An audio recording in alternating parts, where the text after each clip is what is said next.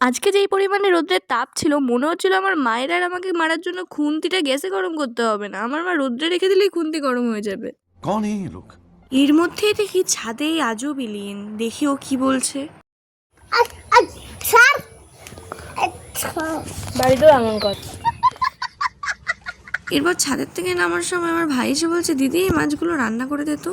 कैसे कैसे लोग रहते हैं यार यहाँ पर। তো যাই হোক, এরপরে এত বড় মাছ আমি রান্না করতে পারবো না বলে ভাইকে বললাম তুই মাছগুলো জলেই রেখে দে। এর মধ্যেই হঠাৎ আমি টেবিলের দিকে তাকিয়ে এই রহস্যময় জিনিসগুলি দেখলাম। তাই বেশি দেরি না করে এই রহস্যময় জিনিসগুলিকে মুখে মেখে নিলাম। এবার দেখবো এগুলো মাখার পর আমাকে কোয়েল মল্লিক লাগে কিনা। তারপর কিন্তু আমি কড়াইয়ের কাজল নিয়ে চোখের মধ্যে একটু ঘষে নিলাম, ঠোঁটে লাগিয়ে নিলাম মশার রক্ত। দেখো তো আমাকে কোয়েল মল্লিক লাগছে কিনা। कहाँ से आते हैं ये?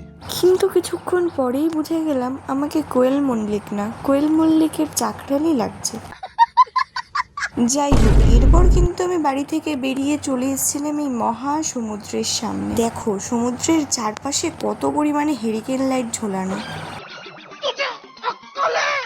এরপর এইসব হেরিকেন টেরিকেন দেখা বন্ধ করে আমি আমার পার্সোনাল ঘোড়ার গাড়িতে করে চলে এসেছিলাম নবদ্বীপে। আর আসার সাথে সাথেই দেখি এখানে রাজমাতা মালা কিনছে, এটি তিনি তার ভগবানকে পরাবে। তাই আমিও বেশি দেরি না করে রাজপিতার সাথে চলে এসেছি এখানে আরশোলার ঘুগনি খেতে। আর এখানে এক এলিয়েন কিন্তু আমার খাবার কেড়ে নিতে যাচ্ছিল।